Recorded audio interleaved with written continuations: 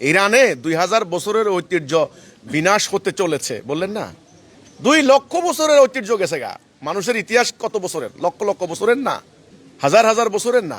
2000 বছর তো কিছুই না, ঐতিহ্য থাকবে না।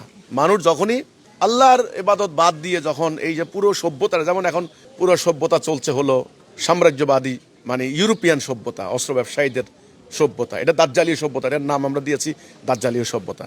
ওদের সভ্যতাটাও চিরতরে বিনাশ হবে, কারণ আছে।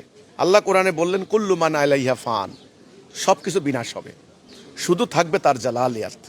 যেখানে আল্লাহর ইবাদত করা হয় না, মানে আল্লাহর ইবাদত বলতে খালি নামাজ রোজা না, ব্যাপারটা বুঝতে হবে। আল্লাহর হুকুম দিয়ে মানুষকে পরিচালিত করা, আল্লাহর খেলাফত, আমি বুঝাচ্ছি, ওটাই ইবাদত। খেলাফতের উদ্দেশ্যটা কি? মানুষ যেন মানবতা ফিরে পায়, শান্তি আসে, মানুষ যেন দরজাগুলি ঘুমাতে পারে, বাক স্বাধীনতা, মানুষে মানুষে বৈষম্য ভেদাভেদ দূর হয়। এটা হলো আল্লাহর খেলাফতের উদ্দেশ্য, আল্লাহর ইবাদতের উদ্দেশ্য। এটা যেখানে হবে না সেখানে বিনাশ হবে। এবার মসজিদ বলেন, মন্দির বলেন, আর গির্জা বলেন, থাকবে না।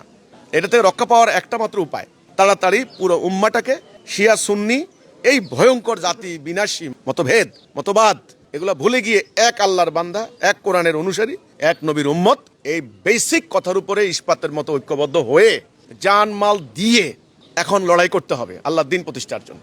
আপনার ঘরের মুরগি আছে, ওই মুরগি বেচতে হবে। ওনার ব্যাংকে টাকা আছে, ওটা দিতে হবে। আপনার বিল্ডিং আছে, দিতে হবে। আপনার ছেলে, আপনার মেয়ে, আপনার সন্তান, আপনার স্ত্রী পুত্র, বাড়িঘর, খ্যাত খামার, ব্যবসা বাণিজ্য, এই সব কিছু আল্লাহর রাস্তায় উৎসর্গ করে লড়াই না করলে সব বিনাশ হয়ে যাবে। আল্লাহর কথা, আমার কথা না। সূরা তওবার 111। এবার সূরা তওবার 24 নম্বর আয়াত পড়ে দেখেন। যদি জিহাদ করার অপেক্ষা এগুলো আঁকায় ধরে বসে থাকেন, তবে সব বিনাশ হবে।